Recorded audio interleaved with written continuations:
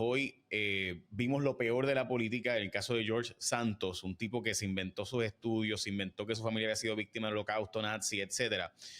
Y también la muerte de Sandra Day O'Connor y la muerte de Henry Kissinger. Entonces tú ves cómo la política ha deteriorado a este nivel, esta magnitud.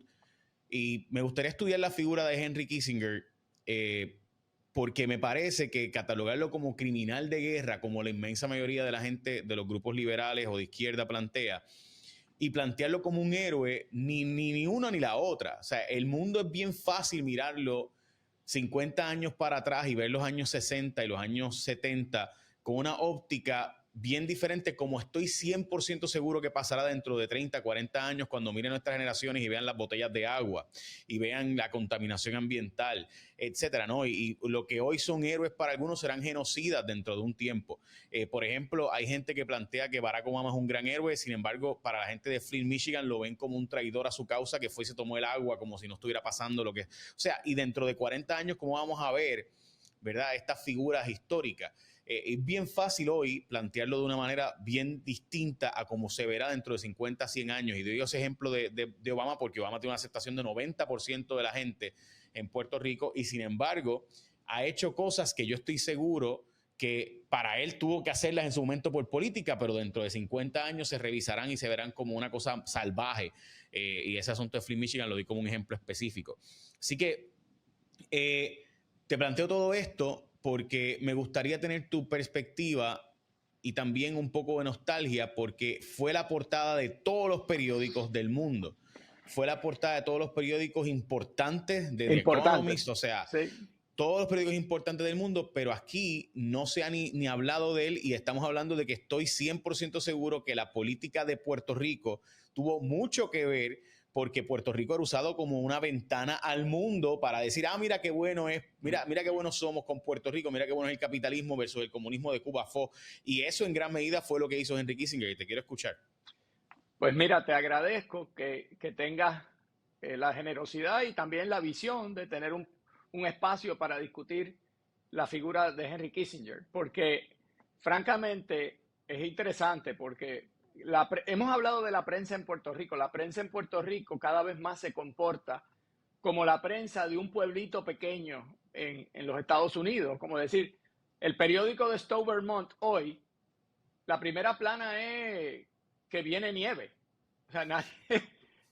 Pero los periódicos de récord del mundo, te estoy hablando Wall Street Journal, New York Times, pero no solo en Estados Unidos, El País, Die Welt en Alemania, el Corriere de la Sera, todos tienen a la muerte de Kissinger como un momento que cierra un capítulo. ¿Y cuál es ese capítulo? De hecho, el Corriere de la Sera, que es un periódico italiano, dice el siglo de Kissinger. Casi nadie tuvo la capacidad de influenciar el orden global en la segunda mitad del siglo XX más que Henry Kissinger, que no solamente fue secretario de Estado de Richard Nixon y de Ford, sino que además fue asesor de todos los presidentes hasta Barack Obama y Joe Biden. Todos escuchaban lo que tenía que decir. Kissinger es una historia interesante porque, perdona que me extienda un poco, pero esto es importante. Kissinger no nació en los Estados Unidos, a alguna gente se le ha olvidado eso. Es alemán, nació en Alemania y su familia tiene que huir de los nazis porque son judíos para salvar su vida. Estudia en los Estados Unidos y a pesar de que no era su idioma, tuvo que aprenderlo. Él tuvo acento hasta que murió. Fue un estudiante de primer orden. En Harvard llegó a doctorado y cuando Nixon lo eligen presidente, él quería encontrar un asesor de seguridad nacional que fuera el más que sabía y buscó a Henry Kissinger.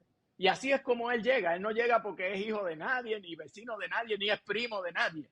Era el que más sabía desde entonces de política internacional y fue el arquitecto, por mencionar unas cuantas cosas, fue el arquitecto de la apertura de China, la visita de Nixon, que se pensaba que eso era imposible en aquel momento. La apertura, hoy el orden global y la entrada de China se debe en gran parte. Y Xi Jinping hoy hace unas expresiones a nombre del pueblo chino, dice, le hacemos honor a un viejo amigo del pueblo chino, Henry Kissinger. Estamos hablando de un hombre de impacto global con luces y sombras, porque hablaremos de sus sombras, pero hay que hablar también del impacto que tuvo. Y tuvo impacto en Puerto Rico porque fue parte de la arquitectura del Puerto Rico que competía con Cuba. Cuba era la economía comunista dirigida, marxista, y Puerto Rico era la vitrina de la democracia. Y en ese aspecto, quizás en una segunda etapa, porque primero fue la etapa de Muñoz Marín y eso, pero ya en la segunda etapa, él se reunió con Hernández Colón, hay fotos de eso. De hecho, Nixon visitó a Muñoz en un momento dado cuando era vicepresidente. Es decir, que hubo unas relaciones con Puerto Rico que hoy, luego de todo lo que hemos dicho, de que se ganó el Nobel de la Paz porque negoció la paz de Vietnam, hoy la primera plana de los periódicos de récord en Puerto Rico ignoran la muerte de Henry Kissinger. Es interesante. Y para mí, lo interesante es que sí tiene un rol en Puerto Rico, porque yo entiendo que pues para alguna gente pues la geopolítica pues no nos afecta y por tanto no genera impresiones. Pero estudiar la figura de las 936, el concepto de por qué se convirtió a Puerto Rico en esa vitrina, sin estudiar la figura de Henry Kissinger y esa visión globalista, yo creo que es un problema, porque obviamente eso fue en gran medida lo que estaba visualizando, o sea, esa lucha comunismo versus capitalismo, claro, es en gran medida lo que provoca que Puerto Rico se convierta en una potencia de fármacos, en un lugar de crecimiento económico de doble dígito. Y eso fue Henry Kissinger, el gran artífice de la segunda parte de ese esquema, porque obviamente ver el mundo hoy desde una perspectiva muy hostil hacia figuras como él, como Margaret Thatcher y demás. Yo escucho a veces esos comentarios y honestamente me pregunto si la gente entendía o entiende que la historia hay que leerla de forma más afinada. Yo creo que él, lo que hizo con Camboya para mí no tiene perdón. O sea, es algo terrible. Lo que hizo con Salvador Allende, quien electo por el pueblo, es terrible. O sea, fomentar golpes de Estado, apoyar dictadores como los que apoyó, eso es terrible. Y no hay duda de que la historia lo ha juzgado y lo juzgará por eso. Pero plantear eso y no plantear que básicamente la economía de China y por tanto la de Estados Unidos hoy y esta interdependencia global de los bonos de Estados Unidos y el dólar como currency global, como moneda global de intercambio, él tuvo un rol importantísimo, particularmente porque el dólar, y esto quizás alguna gente no lo recuerda, pero ocurre la famosa guerra del 73 y el embargo de la OPEP, y ocurre, ¿verdad?, todo este pacto Bretton Woods que se estaba evolucionando desde los años 40 hasta los años 70, y Estados Unidos decide dejar de vaquearse por el oro. Y eso tuvo unas repercusiones mundiales de casi una guerra en los países petroleros, y empieza una serie de movimientos y él era asesor de seguridad nacional cuando esto está ocurriendo. O sea, entendamos la dimensión de que la economía actual de trillones y trillones de dólares, en gran medida la producción es en el sureste asiático, mayormente chino, y eso fue Henry Kissinger. So, cada vez que usted hable de un tema económico y de la hegemonía política actual, Henry Kissinger fue el gran asesor, el gran precursor de eso. Tú puedes estar de acuerdo o en desacuerdo con eso, pero esos son los datos. No, y hay que añadir algo. Henry Kissinger representa, aún dentro de los Estados Unidos, una visión que se simplifica con el concepto de realpolitik. Es que cuando un país fuerte, un país bien parado, no te estoy hablando países pequeños, dependientes, países bien parados, tienen que bregar con el poder, con el manejo del poder, no por las preferencias morales meramente, sino por la realidad. Y mira lo que él hace. Era el régimen chino de Mao era un régimen dictatorial, asesino, y había mucha gente que decía, esa gente hay que dejarlos aislados. Él anticipa, no los vas a poder aislar, son 1 billón. Eso es una fuerza que si tú no lo traes al juego capitalista, eso va a anticipar una guerra mucho más fuerte que la Tercera Guerra Mundial. Y lo que hace es que abre la puerta para que China, que aunque es comunista todavía, es un comunismo de capitalista, es de Estado, es un capitalismo de Estado. Entonces, él siempre dijo, para evitar una catástrofe nuclear hay que tener balances. Y fíjate que desde la Segunda Guerra Mundial no ha habido un uso de armas nucleares bélicamente. Eso tiene que ver con Henry Kissinger, con la forma en que él maneja y cómo él ve la política global. Ahora bien, hay un grupo de gente, por supuesto, Christopher Hitchens, que murió, pero era un intelectual británico, llevaba una campaña para que lo acusaran como criminal de guerra, porque cuando fue secretario de Estado, él propició y promulgó una campaña de bombardeo a áreas civiles para presionar a Vietnam para que negociara la paz. Y él le decía a Nixon, que cuando alguien se porta mal, si tú lo premias, o sea, no puedes negociar cuando ellos nos atacan. Tienes que negociar cuando ellos están débiles. O sea, era una visión fuerte, maquiavélica, realpolitik, pero cuyos efectos fue la paz. Porque la paz, una vez empieza la guerra, hay que lograrla de alguna manera y es negociada. No es una cosa que ocurre porque baja un ángel y nos da la paz. Así no ocurre la realidad. Lo otro que se le acusa, y creo que vale mencionarlo en este programa, es su envolvimiento en la participación de la CIA en el golpe de Estado contra Salvador Allende en Chile y la dictadura de Pinochet. Porque Salvador Allende iba a ser el primer líder socialista comunista electo por el pueblo. Era, no es que iba a ser, es que era. Y Estados Unidos entendía que eso se iba a propagar como una especie de enfermedad y se va en una componenda con la gente de Pinochet y derrocan a Salvador Allende, que le cuesta la vida. Eso son dos capítulos que no se pueden ignorar y que son una mancha en una carrera. Decía Octavio Paz, y con eso, como tú dices, hago silencio y te dejo seguir. Decía Octavio Paz que en México hay dos partidos. El partido anti-Hernán Cortés, el odio a los europeos, los genocidas, los que mataron los indios. Y el partido que eleva a Hernán Cortés porque trajo el idioma, la cultura europea y el catolicismo. Y decía Octavio Paz, que era un intelectual de primera, decía, yo no soy de ninguno de esos partidos. Yo creo que a Cortés, igual que a cualquier figura grande de la historia, lo que hay es que entenderlo. No es ser partidario ni pro ni en contra, porque eso nos ayuda a entendernos a nosotros mismos. Yo creo que lo mismo aplica con Kissinger. Es importante entender esa figura porque él es uno de los artífices del mundo que vivimos hoy. Y hay que pensar en cómo ocurrió y cómo cambió también, porque no es el mismo mundo, ha cambiado. Y ese es el ejercicio que hay que hacer. De nuevo, y era exactamente lo que quería escuchar, y Carlos, o sea, puedes continuar, yo no tengo mucho más que añadir. Sí te puedo decir que a mí me choca a veces ver la historia desde ahora para atrás y no ponerse en el contexto histórico. Por ejemplo, George Washington fue un gran hombre, o sea, eso no hay duda. Fue una persona enorme en la historia de la humanidad, claro. ¿Tenía defecto? Pues seguro, tenía esclavos, tenía esclavos. Mató indios como loco. En Mount Vernon tenía esclavos. O sea, mató montones de indios y de oriundos norteamericanos. Estuvo participando en diversas guerras a favor del Imperio Británico.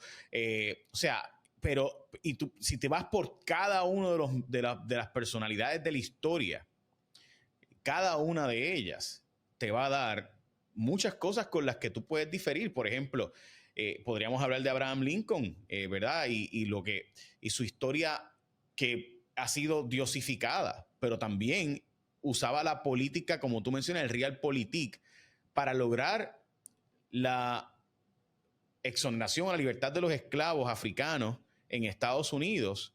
Él usó los puestos del gobierno, básicamente la corrupción en su máximo esplendor, para lograr darle votos a gente que estén en los lame dog sessions en el Congreso. O sea, entonces, esa es la realidad. O sea, la vida no es como yo quiero que sea. Entonces, y así pudiéramos seguir uno a uno de los miembros de las personas grandes en la historia.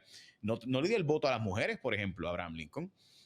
O sea, y pudiéramos de nuevo seguir John Adams y cómo él decidió en un momento dado literalmente tomar decisiones que él sabía que eran en contra de los intereses, de los mejores intereses de Estados Unidos, pero pues y decidió no aliarse a Francia de una forma que se le estaba pidiendo, y eso le costó las elecciones.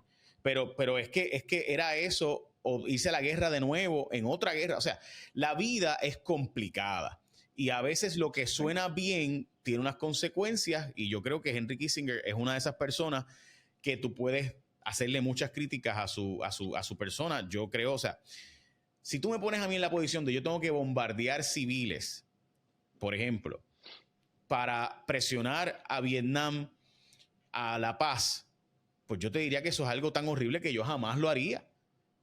Pero yo no estaba en esa posición. O sea, yo no estaba en la posición de ver que estaban muriendo miles y miles y miles y miles de personas, y que iban a seguir muriendo miles y miles y miles de personas, y que iba a haber más soldados norteamericanos. O sea, esa es la verdad. Y esa es la verdad de la historia. Y lo mismo con Salvador Allende. O sea, y de nuevo, o sea, y Carlos, yo te puedo decir que a mí lo que me choca es que es muy fácil ver ahora la vida y mirar hacia atrás y no pensar en, caramba, si las circunstancias en ese momento hubieran sido otras, ¿qué hubiera pasado? Y te digo otra cosa sobre ese punto, porque estamos en unos tiempos de revisionismo histórico que tiende a simplificar, a ver la historia bastante blanco y negro, y que hay unos héroes que se han rescatado de la historia y unos villanos. Para alguna gente, esto es para algunos grupos. Pero a mí me vuelvo al punto de Octavio Paz, que la mejor manera de estudiar la historia no es como si fuera un cómic, como Batman contra el Joker. No. La mejor manera es entender en esas circunstancias cómo una persona, un grupo, un país tuvo que bregar con unos problemas, algunos mejores, otros con mucha más dificultad.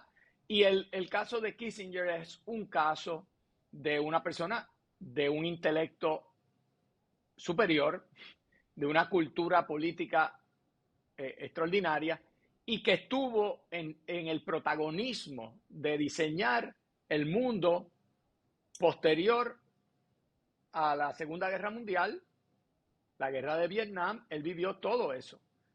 Todavía hoy su legado queda en sus obras escritas, además.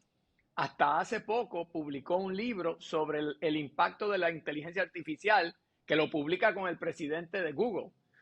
Y él todavía anticipa que el reto a la seguridad del mundo entero hoy es realmente la inteligencia artificial, porque va a llegar un momento en que puede ser que la inteligencia artificial logre control de armas, de fuerzas que vayan más allá del ser humano. Y entonces de pronto es una era poshumanista de la guerra, donde a la máquina es máquina. Eso es como tú lo programes. Así es que yo creo que ahí hay que acercarse a esa figura. Y mira, y quiero añadir algo más, porque creo que esto nos aplica a Puerto Rico. El País, el periódico liberal de izquierda de España, que es un periódico internacional, pero es un periódico de izquierdas, lo pone en la primera plana hoy como una figura definitoria del siglo XX. Todos los países le reconocen. Y es chocante que hoy abren las primeras planas en Puerto Rico, donde, según las encuestas, la gran mayoría atesora la ciudadanía americana, ¿verdad? Y que debe importarle una figura como esa, es prácticamente ignorado aquí en Puerto Rico. A mí eso me demuestra que nosotros como país nos hemos ido convirtiendo más en una especie de comunidad un poco aislada, que nos llegan unos ruidos del entretenimiento, ¿verdad? Cuando un artista o algo, pero la realidad global cada vez importa menos en Puerto Y, Rico. Estamos un y poco no solo aislados. los medios somos parte del asunto. Yo, y modestia aparte, ¿verdad? Yo trato de dar una perspectiva global a las cosas, pero sobre todo para mí, ¿verdad? Porque dicen que uno es el top influencer, etcétera. Pero para mí lo más triste de todo es que la clase política está ausente. O sea, esta conversación yo no la pudiera tener con la clase política del país, excepto con contadas excepciones. Tú no puedes tener esta conversación porque no solo que no lo estudian, sino porque no hay un plan más allá de dependencia. Y Carlos, ayer hablábamos de esto y el único plan que tiene Puerto Rico ahora mismo que tú ves en la práctica es cómo voy a solicitar más fondos de dependencia y de mantengo, no cómo voy a buscar la forma de insertarme en el programa global. Cuando tú ves que el presidente Joe Biden presenta utilizando la ley marcial básicamente diciendo tengo que aumentar la cantidad de fármacos que produzco en Estados Unidos, y Donald Trump le había prometido a Puerto Rico, al igual que Biden, fomentar la industria de fármacos, que en un momento de Puerto Rico fue la industria más importante básicamente global, y que justo cuando se anuncia eso no se toma a Puerto Rico en consideración. Para mí es chocante que nosotros no creemos una hecatombe o que no creemos, o sea, la verdadera crisis en el Congreso de caramba. Entonces, que no nos importe, pero sí es un problema serio cuando no nos dan unos fondos para, por ejemplo, el SNAP. Entonces, ver eso, Carlos, me hace pensar que tiramos la toalla en cuanto a convertir a Puerto Rico en un lugar de producción y estamos dispuestos a ser un lugar de mantengo. Y la discusión de Henry Kissinger, en gran medida, es para mí, por la cual quería tenerla contigo, era esto, era cómo alguien vio a Puerto Rico en un contexto global y cómo utilizó a Puerto Rico para los intereses de los Estados Unidos en el foro global. Y no veo a nadie en los medios, ni en la clase política, ni en ningún lugar, ni siquiera la academia, pensando cuál es el rol de Puerto Rico en el globo en este momento. Y lo tuvimos, Carlos, porque en Puerto Rico se tuvo Sí, lo eso. tuvimos. O sea, No, lo tuvimos. esto no es algo Sí, que lo sería la tuvimos. primera vez. O sea, estamos hablando de algo que fue en efecto parte de Sí, un plan de país lo estratégico. Te tuvimos, escucho. de acuerdo, lo tuvimos y hay que decirlo claramente. Yo he escuchado en discusiones académicas que Puerto Rico, el liderato político de Puerto Rico entre el 40 y el 70 fue un liderato oportunista que lo que hizo fue aprovechar unas realidades que venían de Estados Unidos, el nuevo trato, la Guerra Fría. Y yo le pregunto a esos académicos, no es cierto que todos los países en un sentido son oportunistas, porque la política es buscar la oportunidad. Maquiavelo lo decía. El gran político depende de la oportunidad, porque Winston Churchill no hubiese sido ese gran político si no es por la amenaza nazi. Porque si llega a ser estaba ahí en el House of Lords o el House of Commons, no era nadie. Las oportunidades se aprovechan o se desaprovechan. Y ese liderato político entre el 40 y el 70, que es principalmente el Partido Popular, pero luego con la entrada de la alternancia con Luis Ferré, sabía que para que Puerto Rico tuviera alguna fuerza económica y política tenía que entrar en el juego global. Y lo hicieron. Y lo hicieron en alianza con los Estados Unidos, porque a Estados Unidos le importaba que en su patio, que es Latinoamérica, hubiese un país como Puerto Rico, hispano, de habla hispana, pero en la órbita americana, que fuera exitoso, exitoso en su economía, exitoso en su cultura. Fíjate que cuando Kennedy, hay que mencionarlo, el gran evento cultural de la presidencia de Kennedy fue el concierto que se dio en la Casa Blanca de Pablo Casals. Eso está documentado, ese es el gran momento cultural, donde invitaron a todas las grandes luminarias de la cultura, premios Nobel, artistas, para demostrar que Estados Unidos no era meramente una potencia dura. Adivina a quién se le dedicó esa velada. A Luis Muñoz Marín. A Luis Muñoz Marín. porque Pablo Casals vivía en Puerto Rico y lo invitan, pero parte de convencerlo era, le vamos a dedicar esto al gobernador de Puerto Rico, a Luis Muñoz Marín. Y Luis Muñoz Marín fue el invitado de honor de esa gran gala en la Casa Blanca. Eso era parte de un juego que mientras se daba esa gran fiesta, había negociaciones para que Muñoz fuera la contrafigura de Trujillo, que era un dictador en República Dominicana, por un lado, que se aliara con Rómulo Betancourt en Venezuela, que era prodemocracia, y que fuera la contraparte de Fidel Castro en Cuba. Eso estaba a ese nivel pensado, y eso lo sabían los de aquí. Hoy la clase política, como tú lo llamas, creo correctamente, está en otra onda. No están en una onda de cómo yo estoy en la mesa de un juego global. No, están en la onda, y lo tengo que decir con mucha pena porque yo soy parte, yo soy parte de esto. No te creas que yo estoy viendo esto en una torre de marfil. La onda que prevalece es la onda de vamos a quejarnos. Y mientras más te quejas, más cosas vienen, algo nos tiran, nos mejoramos aquí. Oye, hay veces que hay que quejarse porque hay veces que hay razones para hacerlo. Pero además tienes que poder tener bases económicas y políticas para que Puerto Rico tenga poder y fuerza. Escuché que dijiste que eso no se logra meramente con un cambio de estatus. Me gustaría que retomaras esa parte porque alguna gente dice, resolvemos el estatus y resolvemos las demás cosas. Y, ¿verdad? A mí me parece que nunca un problema es unifactorial. Nunca. Ningún problema en el mundo es unifactorial. Siempre tiene multiplicidad de factores que afectan. No, mira, te lo voy a contestar con un ejemplo. Uno de los grandes en la historia norteamericana, uno de los grandes americanos ha sido Benjamin Franklin. Benjamin Franklin no solamente fue un líder político, un diseñador de los Estados Unidos, sino que también fue un científico. Y logró muchísimas cosas, inventos, el tema de la electricidad, todas esas cosas. Y tú sabes que él logró todo eso siendo un colonizado, porque él estaba en la colonia de Filadelfia. Pero la mentalidad de los americanos era, nosotros tenemos que ser mejores que cualquiera, no importa esta realidad política, para entonces hacer valer nuestro... Era a la inversa, no era a Inglaterra, dame la independencia para entonces yo hacer las cosas, desarrollar la economía. No, eso se hizo allí. Y Estados Unidos decide irse a la independencia porque tenía bases económicas para aguantarse.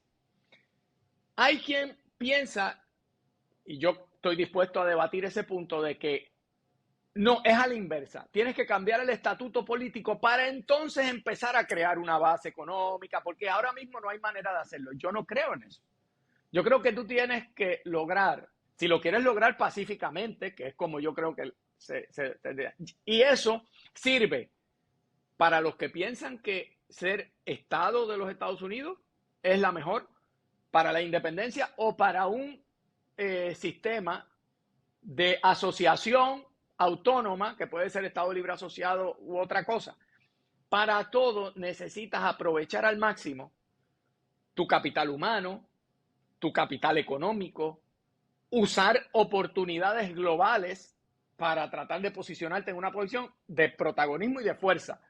Pero aquí, vuelvo y digo, hay una cultura que se ha ido propagando que aplaude la queja, aplaude la victimización, aplaude el cinismo, porque todo es pillo, todo es robar, todo es malo.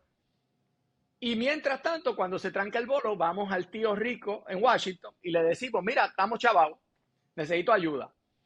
Así no se construye un país, así no se crece. Se crece viendo qué herramientas tienes y cómo las implementas para tener mayor fortaleza. Y luego puedes dar otros pasos. Y ahora mismo el paso que tenemos que dar es acabar con la quiebra, acabar con esa especie de permanente dependencia de dame más y empezar a crear inversiones de capital y propagar una cultura de desarrollo ciudadano al mejor nivel. Y yo creo que se puede, pero tienes que tener la voluntad para hacerlo. Carlos, por último, me gustaría tener ¿verdad? Una reflexión sobre Sandra Day O'Connor, que fue la mujer, primera mujer en la historia nombrada al Tribunal Supremo de los Estados Unidos, y hay que decir que fue una estrategia de bien largo plazo, y me hace pensar, ¿no?, en cómo Puerto Rico dejó de tener, y nuestra clase política ha dejado de visualizar las cosas a largo plazo. Sandra Day O'Connor llega a la Corte Suprema de los Estados Unidos precisamente cultivada por un grupo que, ¿verdad?, se llama The Fairley Society, donde empieza a haber un intento de cultivar abogados y abogadas que fueran conservadores, porque la mayor parte de los abogados y abogadas eran bien liberales. Entonces, ella llega en gran medida por esa estrategia. Fue una estrategia que cogió mucho tiempo, décadas, para lograr visualizar y preparar jueces que fueran conservadores. Hoy, la mayor parte de la judicatura de Estados Unidos ha sido nombrada de alguna forma u otra gracias a esa Fairley Society y gracias a ese Heritage Foundation y gracias a esos grupos de derecha que lograron organizarse y con los cuales yo muchas veces difiero, de hecho, difiero bastante. Pero no puedo decir que no, uno no se puede quedar en admiración de cómo logran sus estrategias pensando a largo plazo en cómo estrategizar para convertirse en mayoría, para lograr que la clase togada, ¿verdad?, que típicamente son liberales, se convirtieran en grupos que vamos a identificar a estos conservadores y vamos a convertirlos en un proceso hacia el conservadurismo en los Estados Unidos. Y en el caso de Sandra Day O'Connor, que nunca fue lo conservadora que se le esperó, ¿verdad? Y que obviamente traicionó, por así decirlo, a los grupos bien conservadores, ella lo vio como un asunto gradual. Si tú ves, ella no revoca Roe versus Wade, pero en Planned Parenthood pues viene y decide, bueno, no vamos a revocar, pero sí vamos a calificar que los estados tienen un rol mayor y el famoso undue burden, ¿no? Y ese tipo de cosas demostraba una serie de estrategia muy pensada y muy inteligente, que implica, en mi opinión, algo que deberíamos estar viendo y estudiando en Puerto Rico, cómo logramos esa estrategia a largo plazo, porque a corto plazo no vamos a lograr sentarnos en el debate global, pero a largo plazo, si hubiera un plan, yo estoy seguro que sí podemos tener un rol. Lo primero es que la figura de Sandra Day O'Connor es una pionera, es una figura cimera en cuanto a los derechos de la mujer en los Estados Unidos, la primera mujer nombrada al Tribunal Supremo. Que eso ocurre en nuestro tiempo, te das cuenta, o sea, ha habido muchos cambios en los derechos, pero oye, la mujer vino a tener el derecho al voto en el siglo XX por una enmienda constitucional y solo Sandra Day O'Connor es la primera juez nombrada. Ahora tenemos más juezas, que es una gran noticia, una de ellas puertorriqueña, es Sonia Sotomayor. 2, ella se nombra como una mujer conservadora, pero fue moderada en muchas de sus decisiones. No, fue el comienzo de eso que tú describes, de ir moviendo la corte, el tribunal, hacia una derecha en temas sociales, pero ella no fue igual que otros, como el juez Kennedy, que se quedó en el centro moderado, un swing vote. Y ella fue la que abrió el camino. Yo creo que estábamos en la onda de analizar a Kissinger, pues yo creo que hay que reconocer a los pioneros, porque se nos olvida fácilmente que eso no era así. Y yo creo que ella es un ejemplo. Ahora tenemos a Amy Coney Barrett y tenemos a Kagan y tenemos a Ketanji, tenemos a Sonia. Tenemos 4 jueces mujeres, excelente, pero antes no había ni una. Yo creo que en esa misma onda hay que reconocer otras mujeres que fueron pioneras. Una mujer como Nidia Velázquez, que es todavía congresista, ¿verdad? Primera mujer puertorriqueña en llegar al Congreso y tener la carrera que tuvo. Hay que honrarlos, porque por algo llegaron ahí, por algo abrieron camino. Yo creo que son ejemplos de hacia dónde debemos seguir caminando. Me parece que estas figuras, otra vez, estamos en unos tiempos tan cínicos que de pronto, no, pero es que yo estoy en desacuerdo con tal cosa. Eso está bien. Si tú eres una persona inteligente, vas a estar en desacuerdo con la mayoría de la gente. Eso es así. Pero eso no implica que no puedes reconocer méritos, reconocer avances que son valiosos para todo el mundo, no solo para... Carlos, por último, la cultura de la cancelación nos va a matar como sociedad, porque el hecho de que tú no puedas reconocer los méritos del adversario o de con quien difieres y con quien estás de acuerdo de vez en cuando, pues implicará entonces que el mundo es a mi manera o para la calle, o a mi manera o a las armas, a mi manera o a la pistola limpia, porque es que, y nunca será así, porque la humanidad nunca va a estar de acuerdo en todo, porque simplemente es imposible estar de acuerdo en todo. Y por tanto, lo que tú acabas de decir, o sea, yo admiro a Sandra Day O'Connor. Puedo diferir de algunas de sus decisiones. Honestamente, casi siempre estaba de acuerdo con las decisiones que leí de ella. No las leí todas, imagínate. Pero las que, o sea, Ruth Bader Ginsburg, o sea, yo no, ¿quién puede restarle méritos a la vida de Ruth Bader Ginsburg? Difiero de su final, ¿verdad? Yo hubiera renunciado cuando Obama le hizo aquella famosa reunión en Casa Claro. Blanca, pero pues, o sea, digamos que la vida es más complicada que lo que uno quiere o desea. Y la verdad es que en el caso del Partido Republicano y esos grupos conservadores lograron, con una estrategia de casi 40 años, convertir las cortes en unas cortes más a su favor. Y yo creo que pues eso implica, ¿verdad? Lo que debe ser las estrategias. Yo difiero muchas veces de sus posiciones. Yo no hubiera revocado Roe versus Wade, ¿verdad? Esa es mi opinión. Pero, por ejemplo, y eso es un ejemplo, ¿verdad? De tantos otros, yo jamás hubiera permitido Citizens United. Pero, pues, ahí está el resultado de ese trabajo de plan a largo plazo. Y lo lograron. Tampoco hubiera resuelto el caso de Washington y de Illinois sobre el tema de las armas. Me parece que se ha ido fuera de control el tema del acceso a las armas de fuego. Y así por el estilo puede hacer otros nombramientos de otras situaciones y otras cosas con las que me parece que son barbaridades, entre ellos quitarle las protecciones ambientales, viendo el cambio climático y las consecuencias del cambio climático. Tú estás quitándole poderes a agencias que regulan el ambiente, es como que, ¿what? Pero pues todo eso que ha ocurrido, pues sin duda fue una estrategia concertada desde los años 70 en la Universidad de Chicago. Y eso, ver los resultados hoy, y ahí están los resultados, te guste o te disguste. Si los otros grupos no lo ven igual, pues va a seguir pasando que gente que ve lados débiles y en vez de tú unirte, pues te divides y te sigues cancelando entre unos y otros, pues ven cómo ellos insertarse y así es como lo logran. Esa es mi impresión. Sí, yo creo que uno de los efectos perniciosos de la cultura de la cancelación y de esta manera bien, yo te diría, es una forma muy egocéntrica de ver la política, que si yo concluyo que todo el que no está en mi manera de ver es enemigo y tiene una agenda malévola y no vale su opinión, la gente empieza a perder la capacidad de una cosa que es el diálogo, que es central en la democracia. En la democracia la premisa es que nosotros tenemos libertad de expresión y hablando puede que yo te convenza, aunque tú creas que tienes la verdad cogida por el mango. Si abres tu mente, mira, quizás te puedo convencer. Y de esa manera hay cambios en la sociedad, cambios positivos, pero toman tiempo. Estos grupos, o sea, los grupos más radicales de la cancelación, lo ven como una especie de guerrilla. Ese, lo oigo, está en contra de mi visión y hay que atacarlo como persona, hay que demonizarlo, pero no hay que argumentar con él, no hay que tener un diálogo con él. Y por eso a veces invitan a personas a universidades, le forman un lío, no los dejan entrar. Yo creo que eso es un error.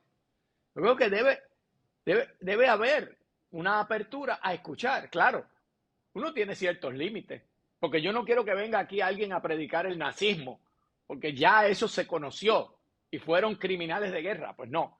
Pero quizás podemos tener una diferencia en lo que es una buena decisión jurídica, o si Roe v. Wade se podía mejorar o no. Eso es una discusión que se puede tener. Pero si tu mentalidad es, estás en contra, eres el demonio, se pierde la capacidad de algo que la ciudadanía necesita y es aprender a dialogar con personas con visiones distintas. A mí, y tú lo sabes porque llevamos ya años en esto, a mí me es fascinante cuando encuentro a alguien inteligente con una visión bien diferente a la mía. A mí me fascina.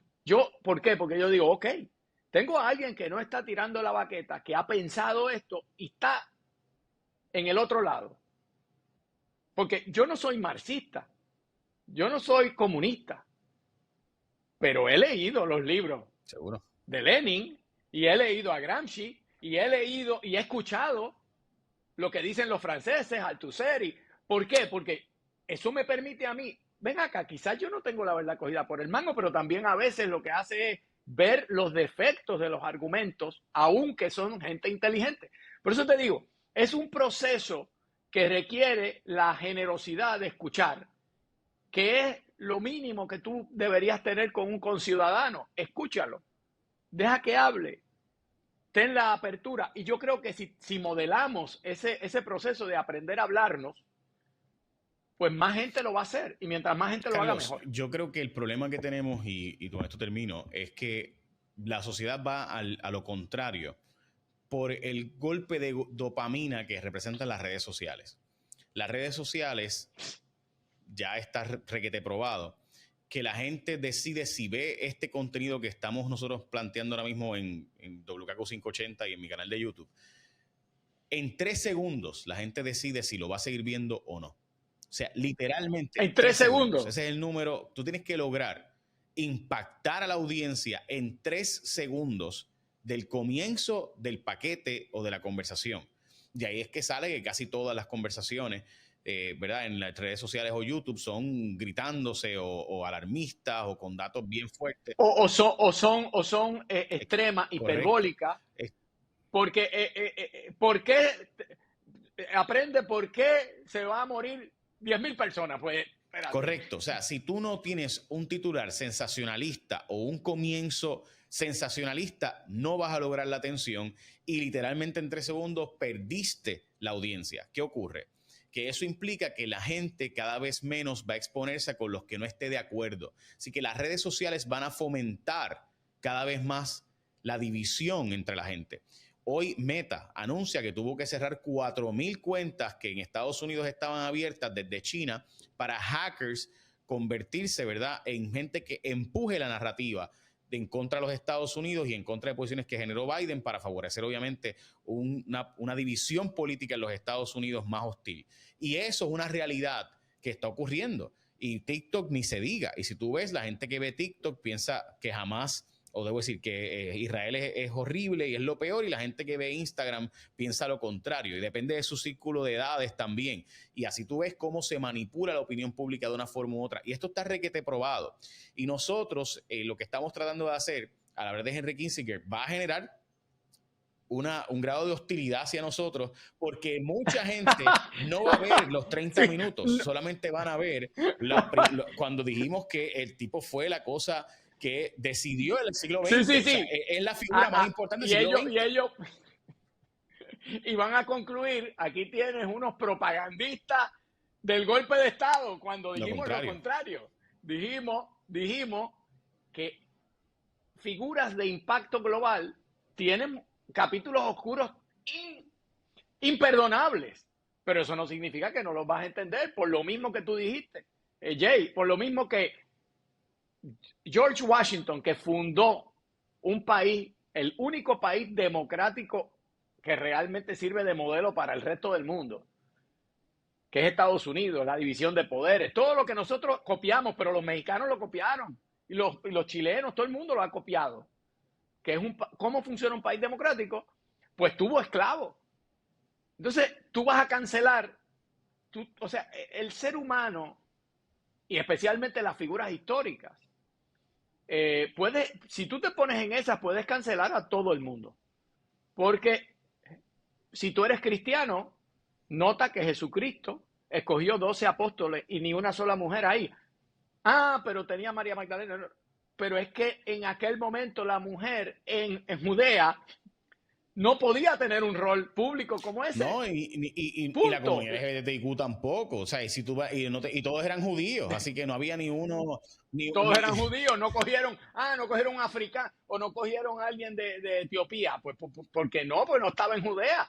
Y así tú puedes hacer eso con casi todas las figuras históricas. Es más, lo puedes hacer con figuras de Puerto Rico que son muy apreciadas, pero cuando mira... Sí, o sea, yo he escuchado argumentos adversos a Hostos terribles, y obviamente y José de Diego y su poesía y el machismo, etcétera. O sea, sí, o sea, y pudiéramos hablar de muchísimas cosas que dentro de 40 años yo estoy 100% seguro que la sociedad va a ver como cosas horribles, las peleas de gallos siendo la más reciente, pero ni hablar de cómo, y yo pienso que el asunto del plástico y la contaminación ambiental, o sea, esto que estamos haciendo en las próximas generaciones con el cambio climático, en un momento dado, Carlos, va a ser una cosa aberrante. ¿Cómo es posible que la gente tenía botellas de agua? ¿Cómo es, o sea, y ese tipo de cosas, ¿no? Porque cosas que causan un daño terrible como el carro. Tener un carro. Te voy a anticipar algo.